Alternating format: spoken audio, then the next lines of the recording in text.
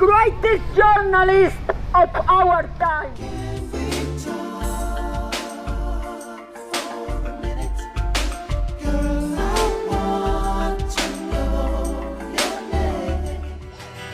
Free Julian Assange. The greatest journalist of our time is in this prison. Giuseppe Conlon came to London town, bring his son home.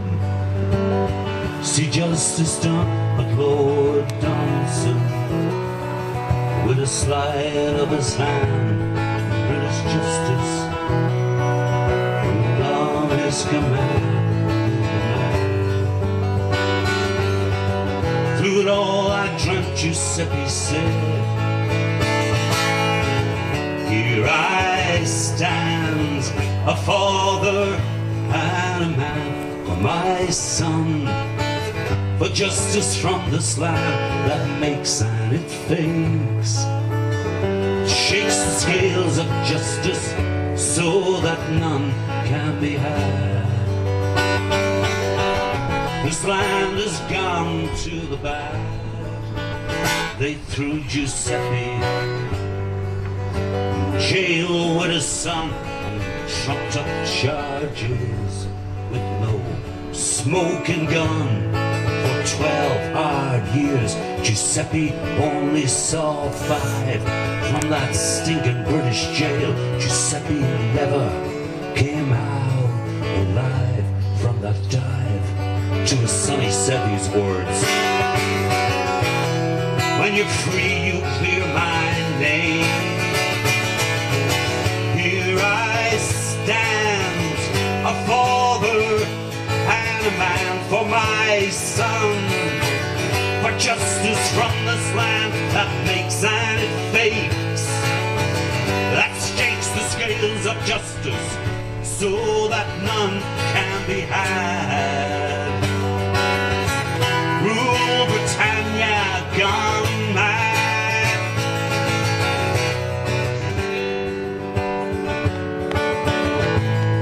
Great sadness for your family, trying to bring your body home. Ah, even in death they wouldn't leave you alone. Ah, shame on you, blame on you, police, press and all, judiciary, military, screws, down in Street Whitehall. Shame on you, blame on you. You stole his body, not his soul. Here I stand, a father and a man for my son, for justice from this land that makes and it fades, that shakes the scales of justice so that none can be had. This land is gone to the bad. Giuseppe Conlon, I won't forget your name. I'll sing the song, tell your story again, about the brutal injustice that sent you down from the top to the bottom, from the waters right up to the crown, sent you down, turned your life around. Through it all I dreamt, Giuseppe said, here I stand, a father and a man for my son, for justice from this land that makes and it fades, that shakes the scales of justice so that none can be had. Rule Britannia gone mad. Now you might ask, what's this got to do with me? Well, it could have been my father, that son could have been me. I grassed up, stitched up, banged up, locked up, and sent down, just for being an innocent paddy in any British town around. Sent down by the crown like Giuseppe said, here I stand, a father and a man for my son, for justice from this land that makes and fades, that shakes the scales of justice so that none can be had. Rule Britannia, gone mad. Giuseppe Conlon, we place your name above our door to welcome strangers here to these cold barren shores. Wrap around us how the warm coat of love, your name a beacon, looking down, shining down from above like a dove. Look up, you might hear them say, help me here I stand, a father and a man for my son, for justice from this land that makes and it fades, that shakes the scales of justice so that none can be had. This land has gone to the bad. Giuseppe Conlon lived and died an innocent man, far from his loved ones, from his native land. To Giuseppe and all the innocent prisoners all around the world, from Guantanamo to Belmarsh, from Joy down to the Scrubs. We hear your voice, you're not alone.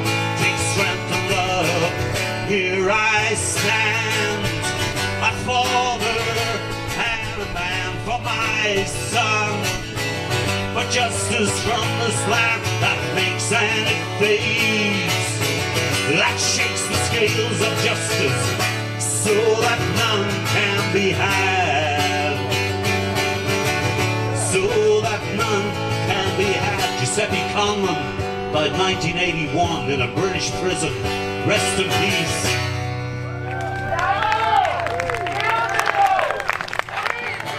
I'll drink the health of my Creole girl by the banks of Pontchartrain. You're welcome here, my stranger. Thank you. We'll be back with you into this. Thank you. Let's go. We're going to have John McLean. Oh, Dr. Time, sorry. Trying to protect his appointment. And before that, I'd like to say a few things about Julian as a person. I remember talking to one of the WikiLeaks people and saying, look, we've really got to circulate this movie Underground about Julian when he's 17. Because once you see that film, you see he's from humble beginnings, he has a sense of humour, he's been anti-war since he's 17, he's 48 now. He's not what the media says, you know, and he's not what those who want to bury him alive say he is. And I said to this guy, I said, look, the problem is people think he's a hyper-intelligent life form from the planet Krypton or something. And the guy responded, well, he is. And, which is a problem, because the rest of us aren't. And that's why I think the work of Jimmy Dore and Lee Camp is so important. Because my conversations with Julian, a lot of it just goes over my head, especially techie stuff. And he's, to give him credit, he's very patient with me, you know, and I can't even do spell check. And my form of communication is you write something on a piece of cardboard, you go and stand on the street and talk to strangers, you know. And I'm very old school, and we're both from the state of Queensland. And in Australia, well, most people would laugh at that, because Queensland, even though it had a progressive government in World War I and gave women's suffrage and abolished the death penalty very early in the British Empire, it became a reactionary conservative control state from the 1950s. In the late 60s, when Julian's parents, John Shipton and Christine Assange, met, they met during the anti-Vietnam War struggle. And in Queensland, the response to that struggle was to suspend all civil rights for 3 years. You could not gather like we're gathering today. You could not hand out a flyer. You could not march. You could not vigil or picket. And they did that, and then Julian Assange, his parents meet, and they conceive Julian, and Julian's born. And Julian doesn't meet John, his father, till he's 22. Now, once you meet both of them, Julian and John, it's the best argument for genetics that I've seen. Like, complete, chip off the old block, and quite shy men in some ways, and to be pushed into a public role is not easy for John, and it's not easy for Julian. And I was at Julian's 40th birthday party, and it's interesting because Alex Gibney was there, and a lot of other people were there who later to betray Julian. And the person who did security on me when I got out of the vehicle was Ziggy. And at that point, Ziggy was working for the FBI as a paid informant within the heart of WikiLeaks. Ziggy had walked into the US Embassy in Iceland, offered to do a job, and did it. And so it was an interesting gathering, and that was when he was 40. He's 48 now. It's 8 years, And but in that Gibney film, I think it's on Netflix at the moment, it's worth watching because there's some footage, and you see the last moment that Julian Assange is a private figure. I remember when I was at high school, we had this Italian teacher, and he gave us a lecture about, the Michelangelo David with the slingshot. And he goes to us, that's the last moment that David is a private figure. He becomes a public figure. Now, a lot of us desire to be public figures, the hyper-real, the celebrity bullshit. Now, at that last moment is in the Gibney film. Julian is living the lifestyle he's been living for 4 years. He wakes up, he's couch surfing, he's putting, the Guardian are right, he wears dirty socks. He's putting his dirty socks on, he's throwing some laptops into a backpack, and the guy says, the Australian putting him up in London, said he's going to walk down the street now and become the most famous person in the world in about 10 minutes, right? And at that point, he doesn't know who to trust. At that point, being a celebrity means you're a commodity that everyone wants a piece of, And it's not the same Julian Assange. And it's not the same Julian Assange that went into that embassy and had 6.5 years of sensory deprivation. I know from my own experience, I was put in a cage where I was the only white boy in a jail in Texas with 23 men who did not like the look of me in a room of 140 men. And I didn't come out of that cage the same person, I'm still PTSD, very heightened state of threat, do not like anything behind me, etc., etc. Now, Julian is, I was being interviewed recently, they said, well, how do you feel about him personally? And I actually answered, he's like a pesky little brother, that is fearless. You go out with a little brother and they're not cautious about who can hit you or punch you or whatever. And he's like that, he is fearless. And I often say there's two people I've lived with. I've lived with hundreds and hundreds of refugees from East Timor, from El Salvador, from Afghanistan, from Iraq. And they all understandably were fleeing the fringe of empire, which is terror, to the centre, whether it's Brisbane or London or New York or DC, and leaving loved ones behind, which must be a hard thing to live with. But Julian Assange and Philip Berrigan are the people I know that run into the headlights of empire fearlessly.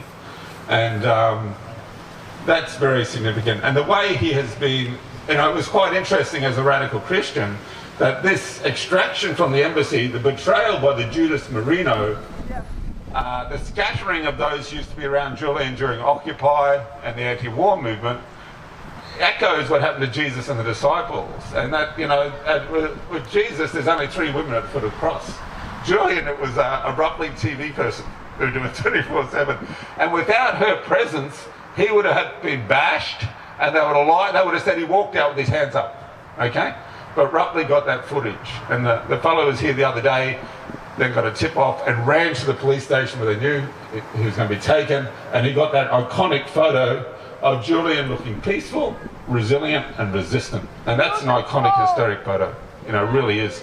And then they took him to Westminster Court. Most of the media around this side, the guy who got that photo was at another exit. He said they came out at speed and they had 2 cops flanking him either side. They do not want an image of resilient Julian Assange. They want to lie about it. The same people that lied about weapons of mass destruction in Iraq are now lying about Julian Assange, and they're lying about me and my ASTO. And lies are connected to war, and it's an old Quaker saying, the first casualty of of war is the truth, and Julian responds, maybe we can stop wars by telling the truth. And someone who's accompanied him through the courts is Dr. Time from Aotearoa, the land of the wrong white crowd. And each time Julian was dragged before, that's a joke, it's a Maori joke. And each time Julian was dragged into the High Court, Dr. Time here played I Shall Be Released, and he'll play it today, hopefully at some point. Dr. Time.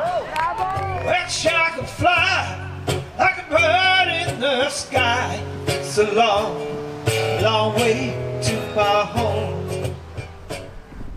John's going to do one more in this set, and then we're going to form a line holding hands like the Brazilian football team, and walk up and form a circle under the jail windows and just have some silence, reflect on those who've been killed by the wars WikiLeaks has exposed, and be kind of present to Julian. So we're going to sing I Shall Be Released. Thank you.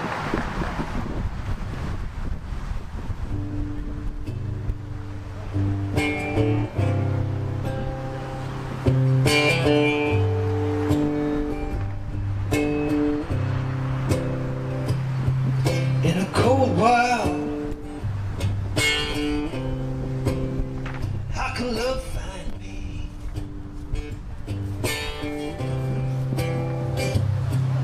I thought I heard your name. It was whispered in silent streets. In the distant cry here, some muffled sound of marching feet. In a cold world, how can love